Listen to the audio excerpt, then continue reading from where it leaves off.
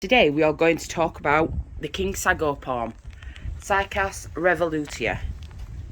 This can grow in single trunks and it can also have multi-heads and multi-trunks. The trunks go up to about 1 inch a year, depends how much foliage you trim off, because when you trim the foliage off it will form the next part of the trunk, like on other palm trees. It's not actually a palm tree, it's a prehistoric plant. They don't grow one font at a time like palms do. What they do, see if there's one in this one, you get a small point and that will flush. So the amount of leaves that's on your sago palm, every year or two they flush, so you will get a burst of foliage all at once. When they are consumed, they can be toxic.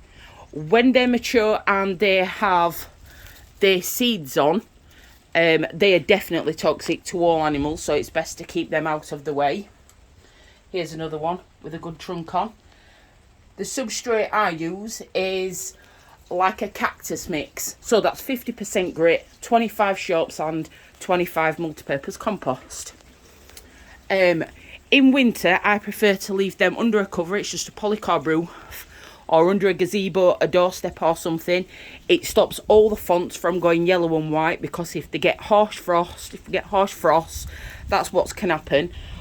Naturally they do go yellow and white as the fonts die off. I'm just looking to see if I've got any bits on this.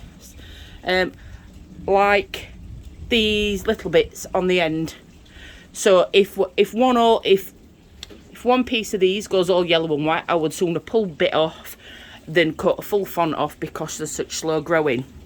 Alternatively, you can have them as an house plant, or if you want to put them in the garden, you need to mulch around the base and then put some sort of cover over them, or tie the fonts up just a little and then wrap them in fleece or hessian. You will get some foliage damage still if they are wrapped in the garden, but not as much if they're just left unprotected.